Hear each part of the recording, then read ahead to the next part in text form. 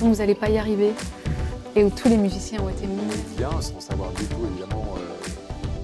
Je prie, non, je demande à ma mère.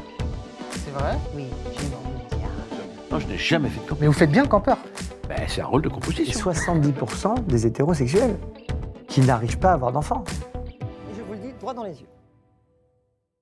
Bonsoir. Ce soir, on reçoit un artiste que vous connaissez forcément. Il a débarqué au début des années 2000 dans l'émission qui avait révolutionné les boys bands en France.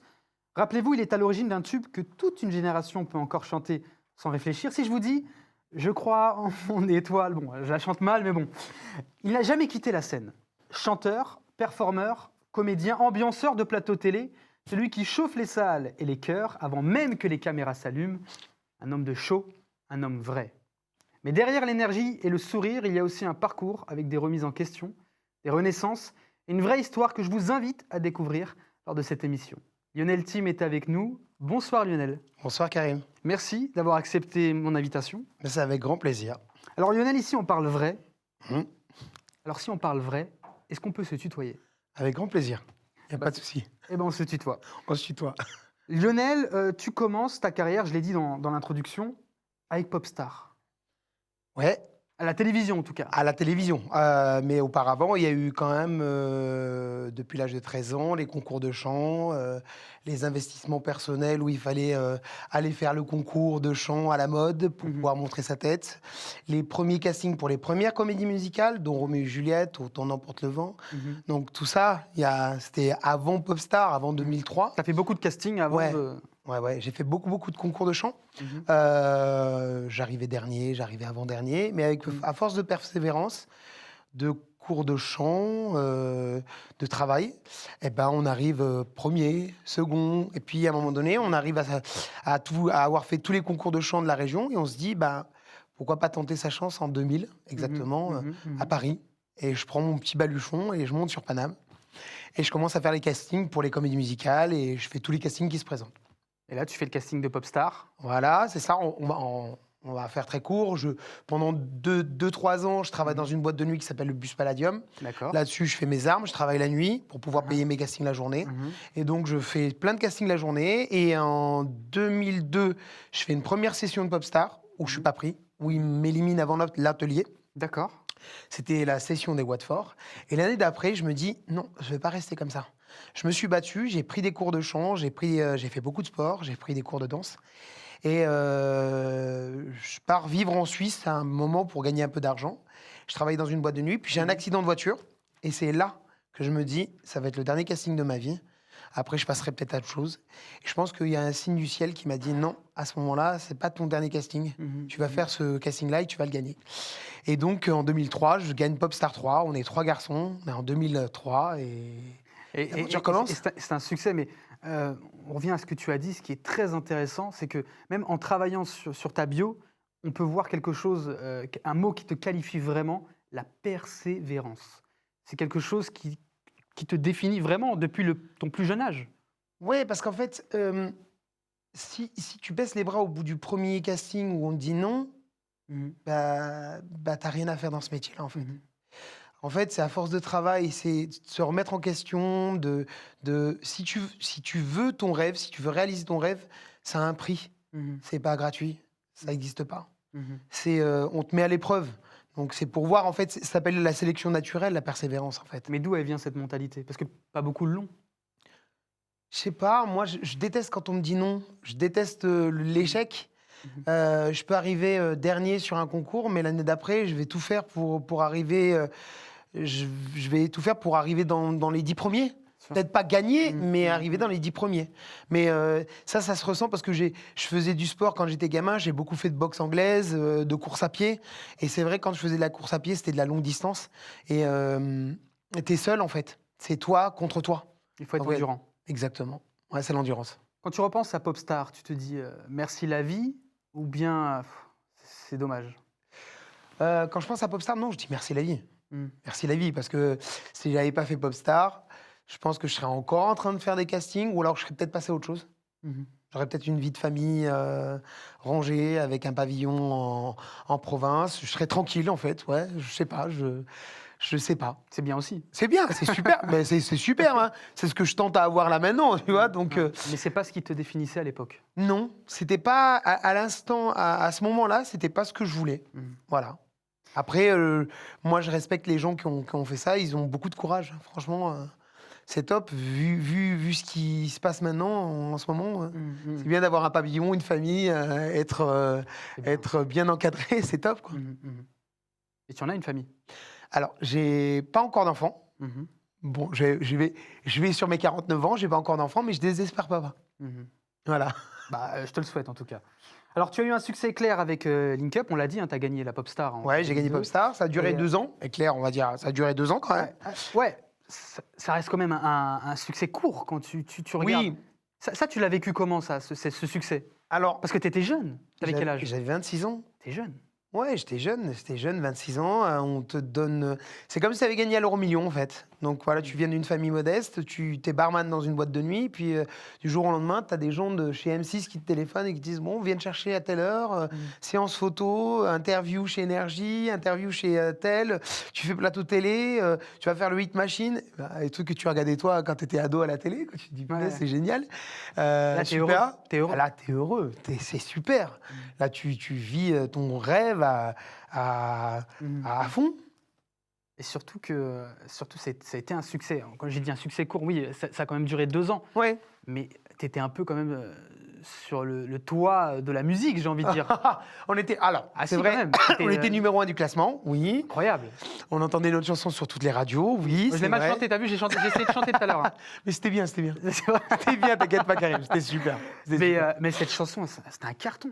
C'était un carton, ça a été un carton. Et après, les 2 autres d'après ont été aussi des cartons. Il y avait une seconde d'éternité. Ça n'a pas été numéro 1, mais voilà, c'est dans les top 5. Et après, il y avait le duo Blue Link Up, où ça a eu tout un été, où tu pouvais l'entendre sur Énergie, t'allais sur la plage, t'écoutais le duo, quoi. Mais est-ce qu'aujourd'hui, là, quand tu marches dans la rue, on te chante un peu Mon Étoile? De temps en temps, ça m'arrive. J'entends, hey, mon étoile, elle est Link Up, tu vois. Et parfois, les mecs se plantent, ils me disent, hey, les Watford, ça va? Je dis, non, c'est pas les Watford, moi, c'est les Link Up. Donc voilà. Non, ouais, on me reconnaît, mais c'est toujours gentil. Bien sûr. Bon, un jour, ça s'arrête. Ouais. En août de 2004, 2005, 2004, je me rappelle plus. Ouais, un truc comme ça. Et là, Matt décide de partir. Et je l'apprends lors d'un plateau Énergie en Corse. Et là, ça s'arrête. On nous demande pas forcément de rester dans le groupe. On nous donne des options. Et puis voilà, quoi. Moi, j'ai fait mes levées d'options, j'ai fait mes singles, je me suis battu pour les titres que je voulais défendre. Je suis allé voir des compositeurs, j'ai enregistré plus d'une 40aine de titres.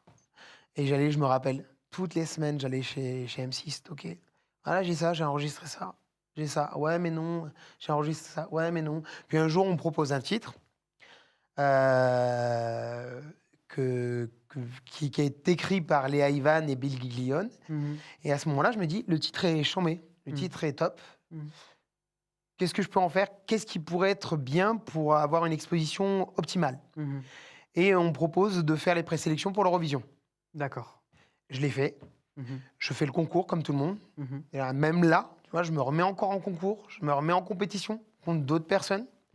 On est 5 à se présenter pour concourir pour l'Eurovision. Et malheureusement, je ne gagne pas. Et là, deuxième défaite. Et je me rappellerai. Tu sais pourquoi tu ne gagnes pas à ce moment-là? Ah, c'est des intérêts, je sais pas. Ouais. Pas dire. Je sais pas, peut-être que ma chanson n'était pas Eurovision, on va dire.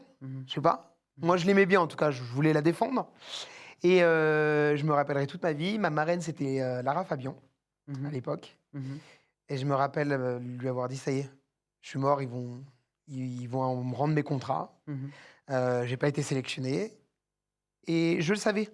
Et on va dire que, sans mentir, le jour de mon anniversaire, le 23 juin, je reçois un coup de téléphone d'une des 2 maisons de disques qui me dit, bon, Lionel, on te rend ton contrat. Je me rappelle que les présélections, c'était en mars, avril, mai, avril, un truc comme ça. Et je reçois un coup de téléphone d'Olivier Nuss à l'époque qui me dit, c'est bon, on te rend ton contrat, voilà. Et là, dans mon malheur, j'ai quand même de la chance. J'ai quand même Delphine Dorieux, qui est encore directrice du label M6 Interaction, qui me dit, moi, je crois en toi, je te lâche pas. On va tenter une deuxième chanson. Alors, juste pour dire, mais à ce moment-là, t'es dévasté. Ah ouais. Ouais, Là, tout s'effondre. Tout.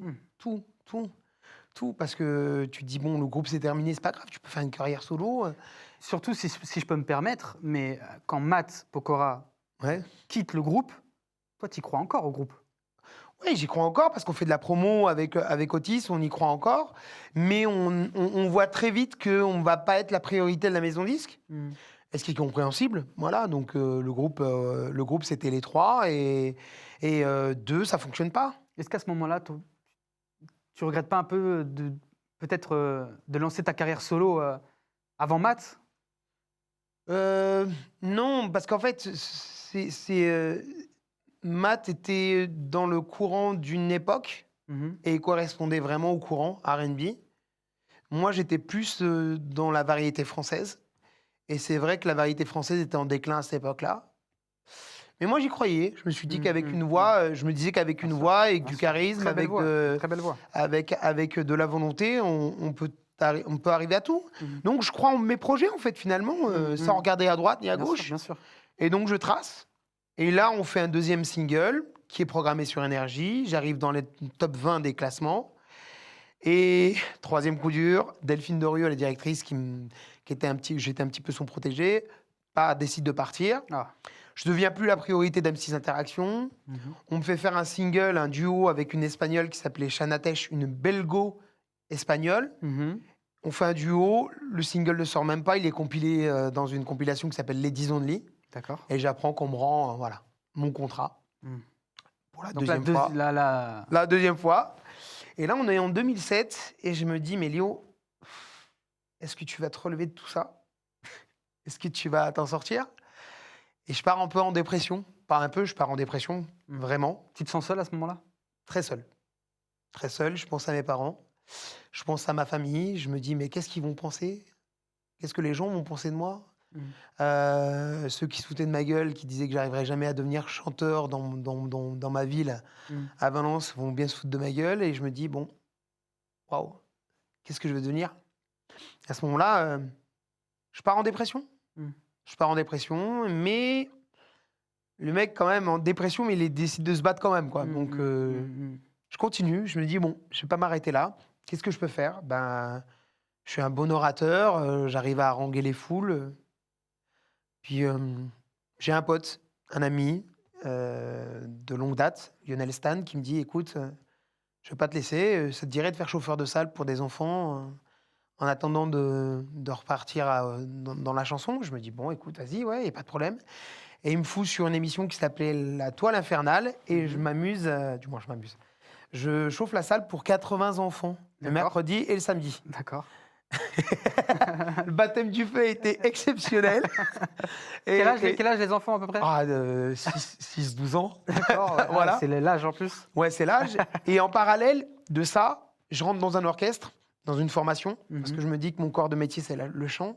Je baisse pas les bras. Donc, je rentre dans un truc, dans une formation qui fait le tour du monde, en fait.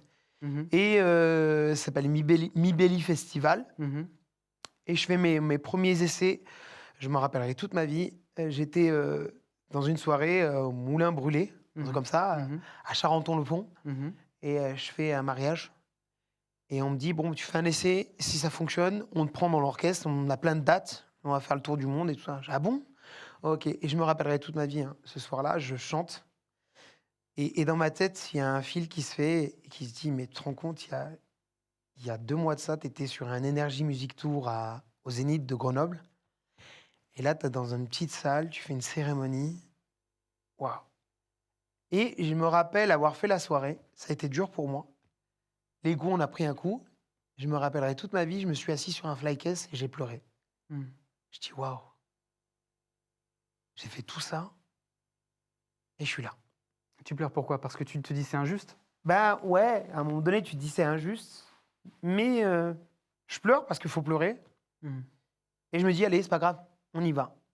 Je me rappellerai toute ma vie. Le chef d'orchestre vient me voir, il me dit écoute, c'est parfait, t'es top. Voilà ton billet, on part à Beverly Hills, on part à Los Angeles dans 2 mois.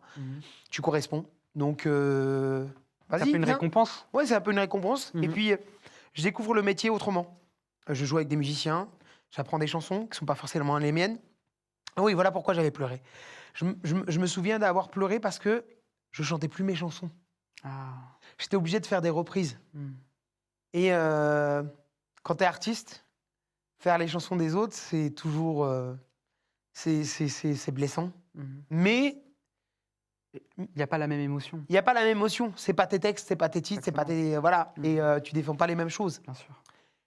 Mais c'est pas grave. Mhm. Donc je sèche mes larmes et je commence à partir. Je fais le tour du monde. Je pars en Russie, je pars en Suisse, je pars partout. Je fais le tour du monde avec eux. Et en parallèle, je continue à travailler avec Lionel en tant que chauffeur de salle pour la Toile Infernale. Mhm. Puis ça s'arrête. Je continue à faire les orchestres. Et puis voilà, quoi. Je me pose pas de questions. Je suis le mouvement. Je m'améliore. Mais à ce moment, j'aimerais revenir juste sur la dépression, Mhm. parce que je pense que tu peux être un modèle d'exemple pour beaucoup de téléspectateurs qui vivent ou qui ont vécu une dépression. Quel est le déclic qui te fait dire « il faut que je me lève, il faut que je me batte ». Quand les larmes deviennent le quotidien, quand tu pleures et que tu te dis que ta vie c'est de la merde et que tu as déçu tes parents, tu as déçu ton père, et que ce que depuis tout petit, tu voulais que ton père soit fier de toi, quand tu te dis qu'il faut vraiment se lever, quand tout est noir, quand il n'y a pas de solution, bah, tu décides de te faire aider, et forcément, tu n'as pas d'argent. Donc, j'ai dû faire des crédits. J'ai payé ma thérapie. Parce qu'il faut comprendre qu'une psychothérapeute, ce n'est pas une psy qu'on te donne qui est remboursée par l'État. C'est une vraie analyse. Ça te coûte entre 50 et 70 euros par séquence, Faut par payer. séance. Et comme quand j'étais malade, moi, j'étais vraiment au fin fond du gouffre, tu te dis, bon, bah, il faut quand même 2 séances par semaine. Et l'argent, quand tu viens pas d'une famille aisée, ben, ça tombe pas du ciel. Donc, il fallait travailler. Lionel, tu n'es pas obligé de répondre à cette question, Ouais. mais parce que tu dis quelque chose de fort et ça m'émeut vraiment, surtout quand ça touche les parents, parce que c'est quand même la fierté des parents, c'est Ah ouais. important. Qu'est-ce qui t'a fait dire que tes parents, tu les as déçus? Je me souviens, moi, d'une phrase que mon père m'avait dite, mais c'est pas de sa faute. C'est parce qu'en fait, il était dans un moule. En fait, pour réussir sa vie, il faut acheter une maison, il faut acheter une voiture, il faut avoir des enfants. Ouais. C'est le cadre qu'il a. Ouais. Tu peux pas aller contre ça. Et quand il a vu que ce que le métier m'avait fait, quand il a vu que ça m'avait détruit, je pense que ça l'a blessé. Mon père il m'a dit, mais tu vois, je t'avais prévenu, je t'avais dit. Je t'avais dit que tout ça, c'était pas un monde pour toi, c'est pas pour nous, c'est pas notre monde. Il faut que tu passes à autre chose, il faut que tu aies un travail sérieux. Il faut que tu sois fonctionnaire, il faut que tu sois dans un boulot stable. Comme tu disais tout à l'heure, avoir sa femme, ses enfants, Voilà. sa maison. Ouais, c'est ça. Et aujourd'hui, il est fier de toi? Alors aujourd'hui, c'est un peu compliqué. Mon père a Alzheimer. Donc aujourd'hui, mon père ne me reconnaît plus. Oh mon Dieu. Donc en fait, même si aujourd'hui je réussis, il ne le verra pas. Même si aujourd'hui j'ai un enfant, il ne le verra pas. Il est resté bloqué dans sa tête. Je suis content. Je suis content parce qu'il est encore là. Mais mon frère, mon père, parce que c'est mes frères qui s'en occupent. Hein. Moi, je descends souvent voir mon père parce qu'il y a toujours ce lien. Il faut toujours avoir le lien avec son père. Mais aujourd'hui, mon père, il ne me verra pas réussir. Il ne verra pas mon enfant. C'est ce que tu voulais, toi? Tu C'est voulais ce que je voulais, ouais. C'est tu ce que je voulais voulais, qu'il ouais. voit ta réussite. Ouais, je voulais qu'il j'étais un battant. Que même si je ne suis pas numéro 1 des charts, même si je ne remplis pas des zéniths, je continue à vivre sur les plateaux télé, que je continue à travailler à la télé, que je continue à chanter, que je continue toujours mes projets, que je me bats pour mes projets, que je prends des cours de théâtre, que je paye des formations, que j'ai coproduite et coécrite ma pièce de théâtre, que je l'ai mis en scène, que je me suis investi. Mais ça, il ne le verra pas. En tout cas, Lionel, voilà, on a des amis en commun, Mm. et tous ceux à qui je parle de toi, ils ont tous ce côté, voilà, c'est un battant. Voilà, c'est la persévérance. C'est quelqu'un qui l'a jamais. C'est quelqu'un, voilà, il tombe, il va vite se relever. Et ça, c'est pas donné à tout le monde. Vraiment. Ouais, je sais, mais parfois c'est fatigant. Parfois c'est épuisant. Parfois moralement, Mm. physiquement. Je sais que parfois, je vais sur les plateaux télé, mais j'ai pas envie d'y aller. Mm. Et je suis obligé de mettre mon costume, en fait. Mm. Et je le prends comme si j'étais un comédien, en fait. Je monte, je me dis, allez, cool, Mm. ça y est. On arrive au studio, tu descends de ton scooter, bam, mets ton costume, on y va. Faut faire rire les gens, faut haranguer les foules, faut préparer l'émission, faut que les gens soient dynamiques, Mhm. faut qu'on sente de l'amour Mhm. sur les plateaux. Et c'est ce que je fais. Mais c'est fatigant. Bon, on va passer, parce que même moi, là, je commence à... Pas de souci. Alors, sur TPMP, on parlait de Matt Pokora, mais sur TPMP, il y a 2 ans, tu le retrouves. Ouais. Aujourd'hui, vous vous parlez encore? Il y a un lien qui s'est recréé, j'ai envie de dire? Non. Non, en fait, non. On se croise sur les plateaux télé Oui. et on se parle. C'est cordial. Il y a du pas de respect. souci, du respect. Mhm. Mais non, il a sa vie.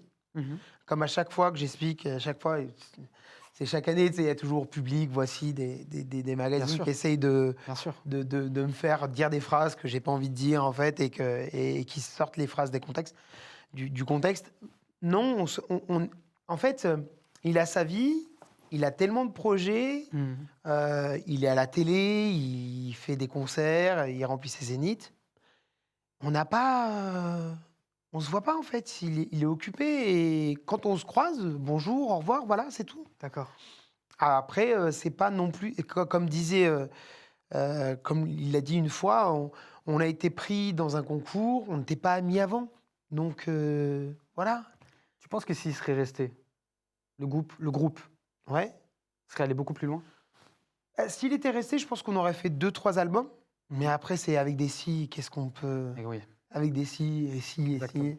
Non, mais il a bien fait de faire ce qu'il a fait. Il est là où il est parce que il a cru en lui et il s'est battu. Et c'est magnifique ce qui lui arrive. Aujourd'hui, tu as encore quelque chose à prouver? Ou bien tu es apaisé? Ah, c'est une bonne question. Mm. C'est une bonne question. C'est par vague, en fait. Tu sais, parfois, c'est des vagues. T'es là, tu te dis, mais... J'ai un rapport un peu spécial avec la réussite, avec la musique, avec mon histoire. C'est que... Je fais une petite parenthèse. Mon frère, un jour, m'a dit, si t'es pas mort 3 fois, c'est que t'as un truc à faire. D'accord. J'ai eu 3 accidents graves dans ma vie. D'accord. Un juste avant Popstar. Et je me rappelle avoir raconté cette histoire. J'étais sur l'autoroute, je revenais de Genève et je me suis endormi au volant. Et je m'étais inscrit, mais je n'étais pas sûr d'y aller. Et j'étais sur la rambarde de sécurité, j'avais le crâne enfoncé, bref, il y avait du sang qui coulait. D'accord. Et j'ai vu une dame, une Mhm. vieille dame, Mhm. qui m'a dit, qui m'a mis une croix en bois et en métal, qui m'a dit, à partir de maintenant, tout va aller mieux. Tout va aller mieux. Ça, c'est quand tu étais... Juste avant Popstar. Juste avant Popstar et sur la rambarde de sécurité. Et cette femme-là elle me met une croix et elle me dit à partir de maintenant. Non, mais tout va quand tu avais le crâne enfoncé... Ouais, t'as vu cette elle est dame? arrivée là. Elle est réelle, cette dame? Bah justement, c'est-à-dire que quand la femme il y a une infirmière qui est arrivée et elle me dit, mais de quelle vieille dame vous parlez? Je dis, et je suis tombé dans les vapes en fait. Et on m'a emmené aux urgences. Et je dis, mais la vieille dame, la vieille dame. Et plus tard, en fait, on m'a expliqué la croix en bois et en métal, c'est la Vierge de Fatima, bref, tout ça. Mhm, mhm. Et je crois en ça, en fait. Je crois en cette énergie un peu... Je ne sais pas comment expliquer. Tu es croyant. Je suis croyant. Mm. Je sais que si tu crois en Dieu, à un moment donné, il y a des choses qui vont arriver et il faut penser positif. C'est pour ça que je bosse maintenant. Alors aujourd'hui, qu'est-ce que j'attends? Est-ce que je suis battant? Ouais, je suis encore un battant, mais parfois je suis fatigué. Et là, je passe encore des castings pour des films, pour des séries. Bah, ça marche pas. Parfois, je suis un peu déçu. Mais c'est pas grave. Je refais une formation et je me remets en scène. Et ça ira mieux demain. Voilà, exactement. Bon, aujourd'hui, tu mets le feu, on l'a dit, hein, pour les émissions. Comment c'est venu cette idée de chauffeur de salle? Bah, comme je le disais, c'est Lionel Stan qui m'a dit écoute, je pense que tu as un talent pour faire ça. Mais toi, tu t'es dit oui, Non, je... je connaissais pas ce métier-là, en fait, du tout. T'avais jamais entendu parler de ce métier? Non, je savais qu'il y avait des gens qui faisaient la clap, mais je pensais, comme tout le monde, que c'était un mec qui avait les pancartes, applause, rire et tout ça. Comme dans comme Sex Magouille et Culture C'est Générale. ça, exactement, de Laurent exactement, de Laurent Baffy. Et on a toujours l'impression que c'est ça, mais en fait, non, ce boulot-là, il est essentiel, en fait. Et vous n'êtes pas beaucoup, je crois. Hein. Non, on est que 6, Ah ouais, quand même. pour toutes les émissions de D'accord. télé. Ok. Et vous connaissez les 6? Ouais, D'accord. ouais. Vous faites des bouffes ensemble et tout? Ouais, de temps en temps, de C'est vrai temps en temps, ouais. De temps en temps, il y a Eric Genre, Mendes, c'est une Lucie. secte. Ouais, c'est une secte un peu. Après, c'est pas donné à tout le monde de le faire. Mhm. C'est un vrai métier qui est prenant parce que faut être en adéquation avec ton animateur. Mhm. Et parfois, tu fais des erreurs, faut pas applaudir ou faut vraiment connaître ton émission par cœur. Mhm. Voilà. Et comment ça m'est venu? C'est Lionel Stan, encore une fois, qui m'a mis le pied à l'étrier. Et ça s'est arrêté pendant un moment. Et Oui. je me rappelle, il y avait moins de dates de tournée. Ouais. J'avais pas forcément envie de réenregistrer des titres. J'ai appelé Lionel encore une fois. J'ai dit, écoute, il faudrait peut-être que je trouve du boulot en tant que chauffeur de salle. Elle me dit, écoute, va sur Comédie, à l'époque. Je vais sur Comédie. Il y avait une émission qui s'appelait La Grosse Émission. Et moi, ça correspondait bien avec moi parce que j'étais sorti de Pygmalion. J'avais fait 4 ans de cours de comédie. Mhm. Et je me suis dit, bah, tiens, c'est peut-être cool d'aller voir des comédiens, la mécanique. Et si t'es chauffeur de salle, c'est sympa, tu vois. Et donc, je fais mon boulot. Ouais. Et de là, en fait, mon boulot, je fais un peu de bruit. Daphné Burki entend parler de moi. Et le dire prod de Daphné Burki entend parler de moi. Et on me dit, ça te dirait de faire la nouvelle édition, chauffer la salle? Je dis, ouais, il n'y a pas de problème, je vais bien faire un essai. Je commence la nouvelle édition. Daphné, ça se passe bien avec elle. Là-dessus, elle me demande de faire des sketchs avec elle. Puis de fil en aiguille, bam, ça se passe bien. Puis mon nom, mais ça a mis du temps. Ça a mis 8 ans. 8 ans avant que je sois bon chauffeur de salle. D'accord. Bon, tu dois rencontrer plusieurs publics, Ouais. des bons comme des mauvais. Non, il est toujours bon. Il est Je vais toujours te bon. le faire dire. Non, il est toujours bon. Le public. Toujours bon. Grâce à toi, il est bon. Non, c'est pas grâce à moi. Après, il faut trouver les mots pour les Ah, mais t'es motiver. déjà tombé sur des gens, ils n'ont pas envie d'applaudir. Ah ouais, alors oui, ouais, j'ai un dossier, ouais. Allez, Ouais, j'ai un vas-y. dossier. On nous avait demandé de chauffer la salle pour les Césars. D'accord. Ok. Va chauffer des comédiens. Ah bah ouais. Ils veulent juste Ils attendre. sont tous ouais. là pour leur prix. Bah Et je me rappellerai toute ma vie. Je crois que cette année-là, c'était Manu Payet, D'accord. qui était maître de cérémonie. D'accord. Et je me rappelle, on avait été 4 chauffeurs de salle, placés à des points stratégiques. Mhm. Et je me rappelle avoir dit, je crois qu'il devait y avoir un producteur, tu sais, comme ils sont tous. Et ils sont là pour les petits fours, le Ah, champagne bien et sûr. tout. Et je me rappelle avoir dit à les personnes qui étaient assises à côté de moi, Mhm. je vous préviens, je vais être un peu bruyant, je vais applaudir. Et là, je me rappelle, ça a été une horreur. Mhm. Une horreur. Mhm. Va chauffer des comédiens, des producteurs, des gens. Et qui tu fais font quoi? le T'arrives, ciné- tu fais allez, on y va, on applaudit. Non, même Comment pas. tu fais T'avais pas le droit de monter sur scène. Hein. Fallait pas monter sur D'accord, scène ouais. du tout. Tu vas dans les grades. Fallait être dans le public, en Ah, fait. ouais. On m'avait demandé Ouais. de mettre mon plus beau smoking Ouais. et de lancer des applaudissements. Et en fait, D'accord. en espérant que les gens suivent. Mais ça n'a pas marché. Ok, ouais. C'est comme tu vas voir ton pote au théâtre, et t'applaudis pour que les gens applaudissent. Voilà, c'est ça, C'est un t'as peu tout compris. Non, on la connaît, le truc, on connaît le truc. C'est ça. D'accord, bon, ok. Bon, et bon, t'as connu, donc c'est le pire public, on va dire que t'as. Ouais, que non, t'as- c'est pas le pire pas public, le mais pire, ils sont pas là. le public le moins attractif. Voilà, en fait, ils sont pas là pour ça, en fait. Ils Ouais. sont pas là. Ils sont là pour prendre des prix. Ouais. Et je pense qu'ils sont là pour qu'on les voit aussi. Bien sûr, bien sûr, bien sûr. Bon, ensuite, donc chauffeur de salle. Maintenant, avec Cyril Hanouna, comment tu l'as rencontré, Cyril? Alors, ça a été très compliqué parce qu'au début, moi, j'étais là que une fois de temps en temps. Mhm. Il y avait Eric Mendes qui était son chauffeur de salle attitré depuis 12 ans. D'accord. Et puis je pense Eric en avait. C'est pas qu'il en avait marre, mais ça faisait 12 ans qu'il était là. Mhm. Et Il avait fait le tour. il avait fait le tour. Je pense il voulait autre chose. D'accord. Et donc, Eric part.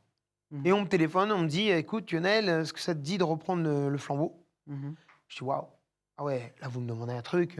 Tous les jours, bosser sur TPMP, tous les jours. Ouais, tous les jours. Je dis bon, bah, je bossais déjà les vendredis. banco, on y va. Et on est parti, et ça a été difficile au début, parce que bosser pour Cyril, c'est un gage de qualité, donc il faut que tu sois le meilleur. Et ça a été dur au début, puis après, voilà, j'ai fait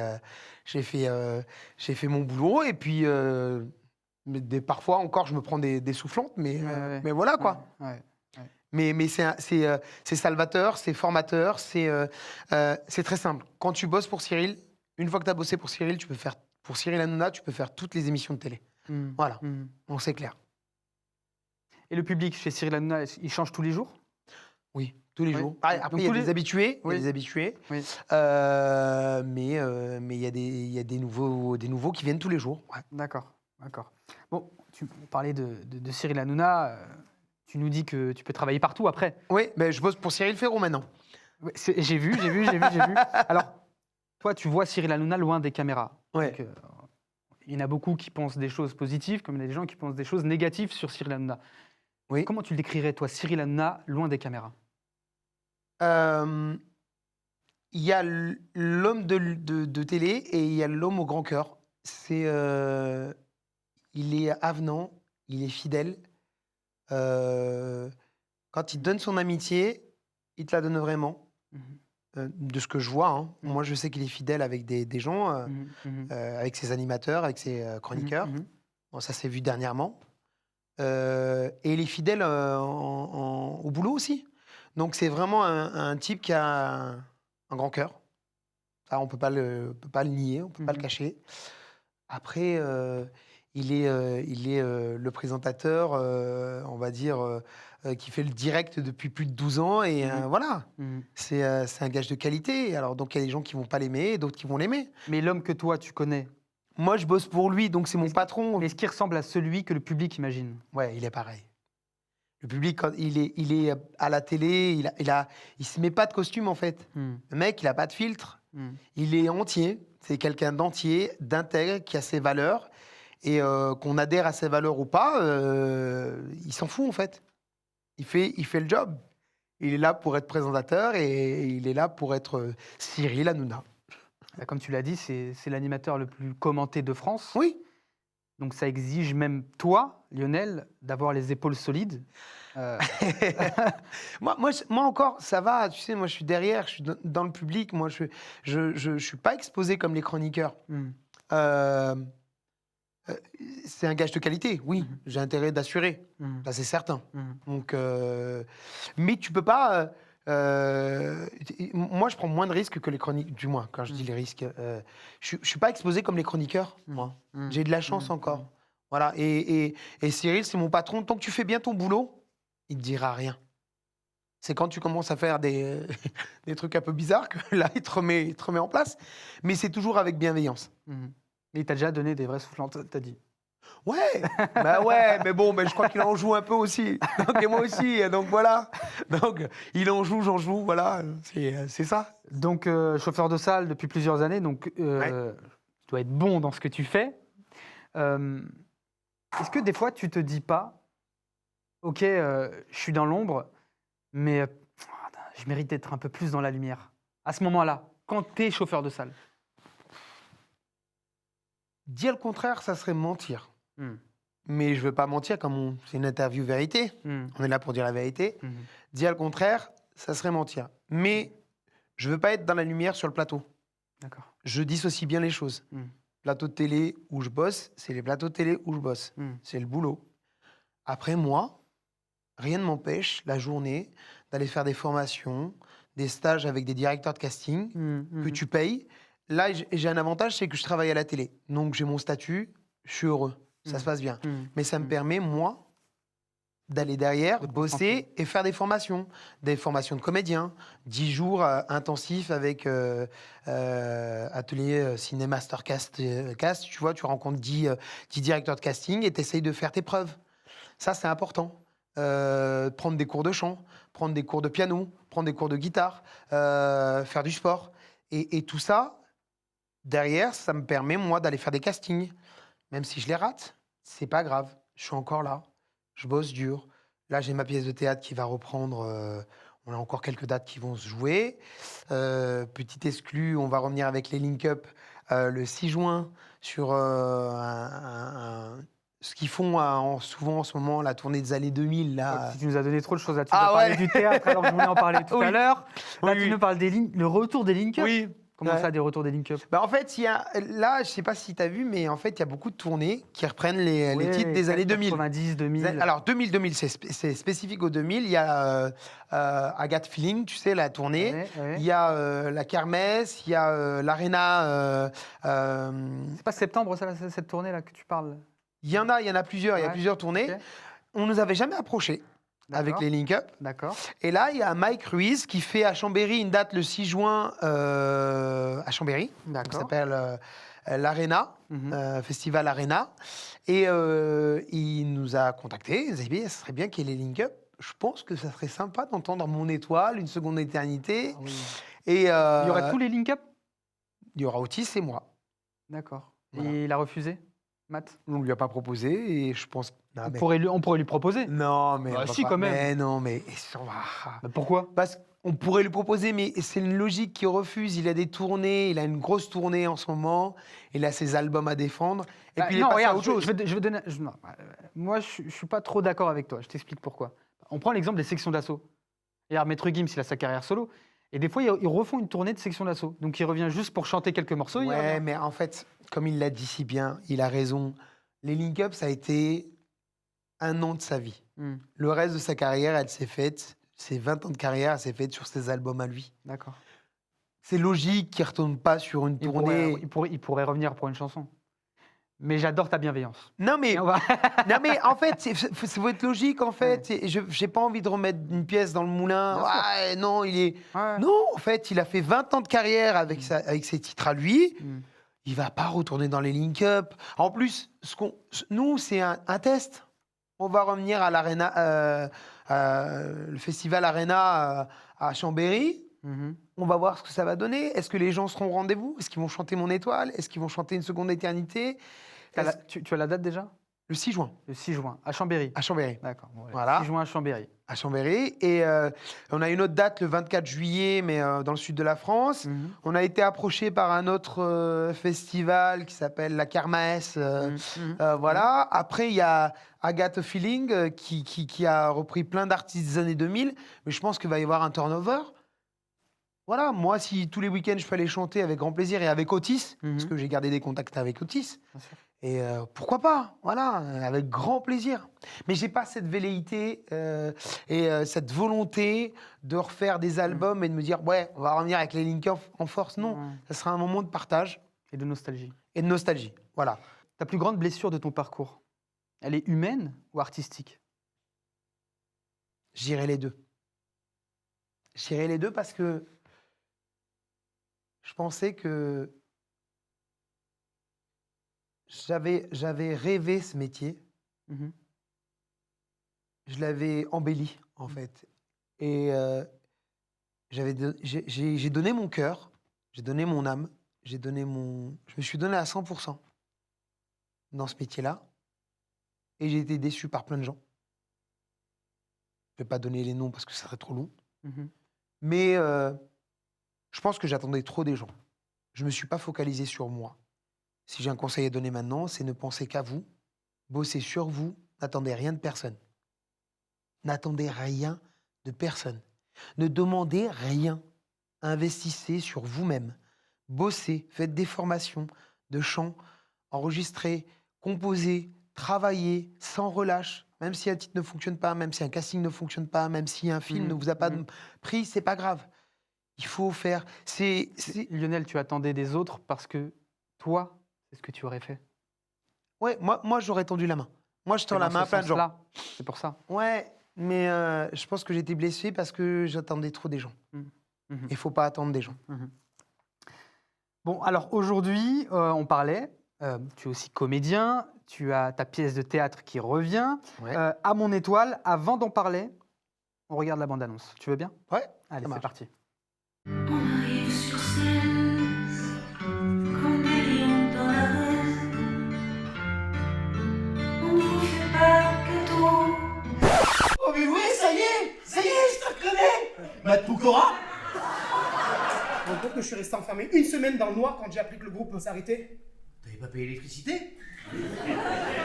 Baby, après le show, la danse.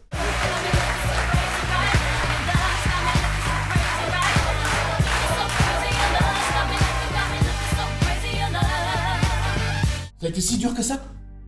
On a marché sur mes rêves, on a marché sur mes rêves, et pourtant, je me relève. Il s'est jamais passé autant de choses en 1 heure que dans toute ma vie. Là, je vais pouvoir aller me faire chier avec ma femme une bonne dizaine d'années encore, là, hein. Est-ce que tu peux nous parler un peu de cette pièce, s'il te plaît? En fait, cette pièce est née. C'est marrant parce qu'on va rebondir sur ce que tu disais il y a quelques instants. Je tends toujours la main aux gens. Je faisais une saison à Saint-Tropez où je chantais. Et j'avais j'avais du temps de libre. Et à ce moment-là, il y a un mec qui me reconnaît et qui est fan de théâtre, qui est fan de stand-up. Et il me dit En fait, il ne m'avait pas reconnu, c'était les filles derrière qui m'avaient reconnu. D'accord. Et il dit, je t'ai reconnu et tout. Donc, on discute. Il me dit, je suis comédien. Je dis, t'es comédien? Ouais, t'as fait quelle formation? Moi, je venais juste de sortir de ma formation à Pygmalion, où j'avais fait une première session de 2 ans, puis après 1 an et demi, où je m'étais tué vraiment à payer mes cours et à raison de 10h, 17h, bref, c'était intensif, du lundi au vendredi. Et puis je lui parle, je lui dis, ouais, t'as fait quelle formation? Il me dit, non, rien, la formation de la vie. Je dis, ouais, mais t'as pas pris de cours? Il dit, ouais, je suis stand-upper, je joue devant plein de gens. Je dis, ah bon, qui? Il dit, devant mes amis, sur des chaises de jardin. Et là, je m'éclate de rire, bref.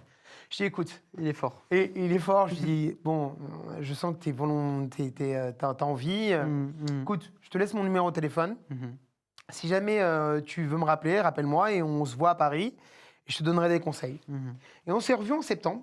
Je crois que c'était en 2019. On s'est revus en septembre. Et je dis, écoute, tu vas aller à ces cours-là. Tu vas faire 1 semaine de stage. Je vais te donner des noms et tu vas y aller de ma part. Et donc, il y va. Et il me dit, c'est dur et tout. Je dis, bah ouais, mais c'est la vie de comédien. Est-ce que tu crois en lui à ce moment-là?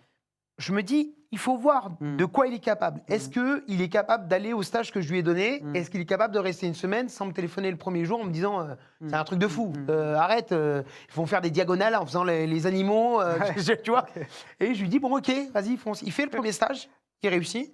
Il reprend un 2e stage et il me dit, ouais, il faut faire des vidéos YouTube, il faut faire des trucs. Je dis, calme.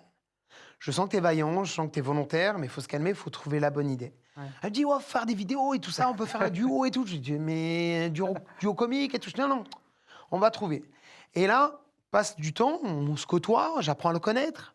Et en janvier, en septembre, janvier, je suis sur mon scooter, je me dis, punaise, je sais pas pourquoi, j'ai une idée, et j'avais vu L'Emmerdeur avec Lino Ventura et Jacques Brel. Je dis, L'Emmerdeur, c'est génial ce truc-là. Je dis, et puis je sais pas pourquoi, je suis sur mon scooter, je me dis, qu'est-ce que...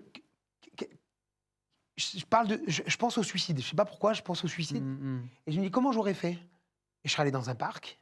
Et je suis sûr que même à ce moment-là, il y a un mec qui m'aurait reconnu, m'aurait empêché, m'aurait emmerdé. Jusqu'à mon dernier instant. Et je me dis, ça y est, j'ai l'idée. Le synopsis de la pièce de théâtre, elle arrive. Elle est née là. Bam, elle est née là. Et du coup, bam. Je dis, il faut que je trouve quelqu'un qui écrive pour moi. Parce que moi, finalement, mon boulot de... oui, t'as l'idée, mais... Ouais, j'ai l'idée, mais j'ai le squelette, mais j'ai pas vraiment la prose, les punchlines et tout ça. Bon, on travaille déjà avec une première personne, ça le fait pas. Puis ça prend un peu de temps. Puis je me dis, putain, je suis allé voir une pièce de théâtre qui s'appelle Bonjour Ivresse, de Franck Lehen. J'ai adoré sa façon d'écrire. Et bam, du coup, je le contacte.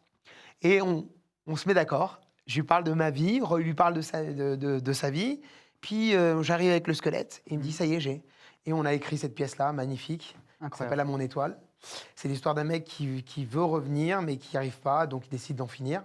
Et l'autre qui n'a jamais connu la célébrité, qui dit, bon, c'est cool, la télé, j'aimerais bien essayer. Et finalement, c'est 2 mondes qui s'entrechoquent. Et je vous invite à aller voir cette pièce de théâtre. Voilà. On apprend sur toi aussi. Ouais, on apprend beaucoup sur moi. Et après, il y a 2 switches. Je laisse les spectateurs découvrir. Voilà. D'accord. En tout cas, voilà l'affiche sur vos écrans, À mon étoile. On a les prochaines dates? Oui, alors on a les dates au Mans, à la Comédie du Mans, le 25 mars prochain, 25, 26, 27, 28, 29, au Mans, à la Comédie Le Mans. Puis après, il y aura peut-être d'autres dates qui vont arriver, je pense, je croise les doigts. Il y a la Comédie d'Odé aussi, mais ce sera en janvier. Voilà, en janvier. C'est ce qu'on te souhaite, Lionel. Merci. Et est-ce qu'on peut se faire un petit quiz ensemble? Bien sûr. Voilà, je te donne 2 propositions, t'en Ouais. choisis une. D'accord. On y va? Ça marche. Allez, c'est parti. Succès rapide ou succès durable? Succès durable. Être une idole des années 2000 ou une révélation 2025? Une idole des années 2000. Oui. Ouais. Bah, tu es une idole des années 2000. La lumière ou la liberté? Waouh. La lumière ou la liberté? Oui. C'est toute ta vie, ça, on dirait. Ouais, c'est la dualité. Franchement, c'est la dualité. La lumière ou la liberté. C'est marrant parce que j'adore aller acheter mon pain sans qu'on me reconnaisse et faire mes courses et sortir en soirée sans avoir peur du jugement. Ça, c'est de la liberté. Ouais. Ça, c'est génial. Ça, c'est super. Aller dans les magasins, kiffer. Tu choisis la liberté, alors, plutôt que la lumière? Mais derrière, t'as un peu... Mais en fait, je suis encore dans la lumière parce que je suis sur le plateau tous les jours. Je suis Et avec t'es là encore aujourd'hui? Je suis encore là aujourd'hui, ouais. Dans la lumière. C'est un peu compliqué. Est-ce que je peux avoir un joker? Non, mais la liberté, c'est bien. La liberté, c'est bien. Chanter Mon étoile toute ta vie ou ne plus jamais la chanter? Tous les jours de ta vie. Hein. Chanter tout mon étoile toute ma vie. Tous les jours de ta vie. Tous les jours de ma vie. Ça te saoulera jamais, cette chanson? Non. Bon, bah, c'est bien. Lionel team artiste ou Lionel team homme de l'ombre?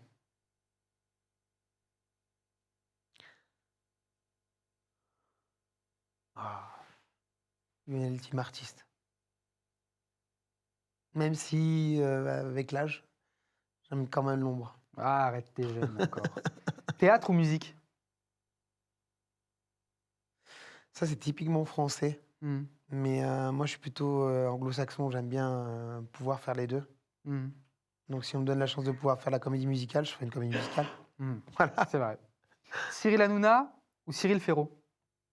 Oh, putain, là, c'est trop dur. Ah non. T'as déjà pris ton joker. Ah non, C'est non, trop non. tard. Ah bah si. Bah, t'as ah, dit- Cyril. Cyril. Non, Cyril, non, c'est c'est bon. pas- Ah, Cyril. Cyril. Tu vas pas répondre. Cyril. Je peux pas répondre, Cyril. Cyril. La pire personnalité que tu as rencontrée dans ta carrière? C'est une question que je pose tout le temps. On m'a toujours répondu. Honnêtement? Oui. Alors, je vais répondre. Allez. Ok. T'écoutes. Donc, en fait, je suis tenu au secret du travail, mais il y a prescription.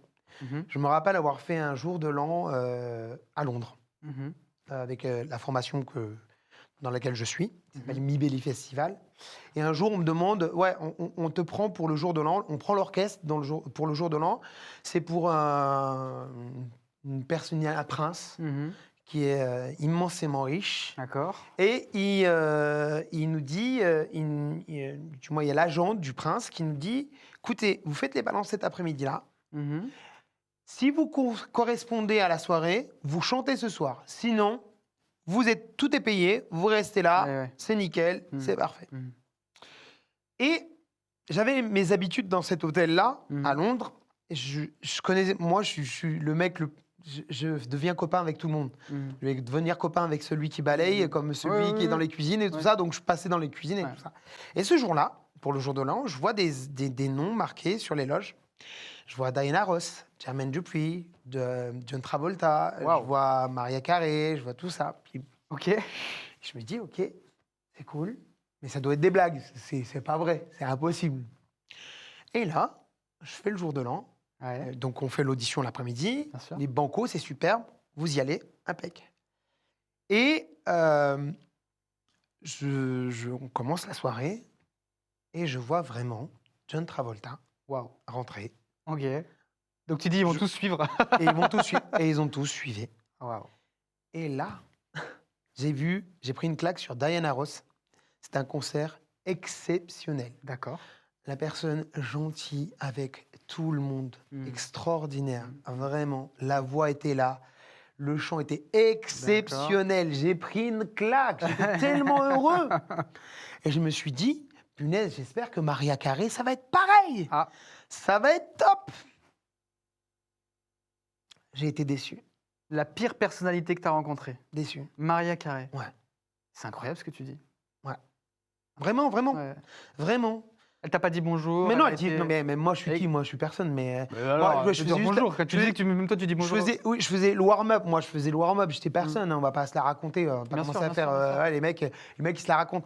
Moi je faisais juste le warm-up, hein, voilà, il y avait le ouais. concert de Maria Carré, c'est Bien pas sûr, nous, bien sûr. nous on était là juste pour chauffer, c'est mon boulot de chauffeur de Ouais. salle, on était là pour chauffer la salle en fait, Ouais. pour mettre l'ambiance pour les invités. Et Oui, mais quand même. non mais ça fait partie Ah, du non. truc et moi j'aime pas ce que... Alors, elle en joue, c'est une diva, mais moi j'aime les artistes humains, j'aime les gens qui vont dire merci, bonjour, au revoir, et moi c'est ce qu'on nous a appris en fait. Et ben non, moi j'aime pas ce côté-là. Du coup, à Noël, tu écoutes toujours Ouais, All ouais. I Love Maros Bah Chris? oui. Oui, non mais il y a d'autres artistes Bien sûr. que j'ai rencontrés et qui étaient exceptionnels, hein. Voilà, donc... Ton plus grand regret dans ta carrière ou dans ta vie? Mon plus grand regret, il n'est pas encore arrivé, mais je suis sûr, j'en suis certain, je vais tout faire pour. Je deviendrai comédien. Et mon plus grand regret, bah, c'est que mon père ne pourra pas le voir. Et je savais que tu allais me dire ça. Merci. Merci à de toi. ta sincérité. Merci. Voilà, on a découvert un homme vrai, un homme drôle, Merci. et un homme qui a eu des blessures, et un exemple qui, j'espère en tout cas moi je l'ai ressenti comme ça, qui donne envie de se relever, même si on est retombé. Je sais pas si je suis un exemple, mais le maître mot, comme tu le dis si bien, c'est si tu tombes, tu te relèves. Et surtout, je voudrais juste terminer là-dessus, c'est que je sais que les réseaux sociaux ont fait beaucoup de mal aux gens et ces derniers temps, parce qu'en fait, les gens rêvent de vie qui croient facile, en fait. Et j'aimerais juste dire à la nouvelle génération, parce que moi, je me considère comme un dinosaure maintenant, c'est battez-vous, mais le talent, ça ne s'invente pas, ça se crée. Et c'est le travail. Donc il faut travailler dur chaque jour que Dieu fait. C'est pas en regardant le téléphone, c'est en allant prendre ses cours de danse, ses cours de chant, ses cours de comédie. C'est en étant ancré qu'on y arrive. C'est pas en disant « ouais, je vais faire des TikTok, ça va cartonner, je vais devenir célèbre ». Ça, c'est une hérésie. Et même si tu y arrives sur un coup de chance, parce que il y en a tellement, tout le monde peut devenir célèbre maintenant avec TikTok. Comme disait comment il s'appelait, Andy Warhol. Tout le monde aura son quart d'heure de célébrité. C'est ça. C'est ce qu'on est en train de faire là maintenant. Le problème qu'il y a, c'est qu'on crée des machines à dépression. Parce que les gens qui n'y arriveront pas vont tous partir en dépression. Et c'est compliqué. Donc si j'ai un mot à dire, c'est si vous avez un rêve, passez par le début. Prenez des cours de chant, des cours de comédie. Essayez d'écrire. Brûlez pas les étapes. Voilà, faut pas brûler les étapes. Et ça prend du temps. Voilà. Merci encore Merci à toi. pour ta sincérité. Cette émission est à revoir sur scrolltvradio.com, à la réalisation Underground Production et à la production Scroll TV Radio. À la semaine prochaine pour un autre rendez-vous.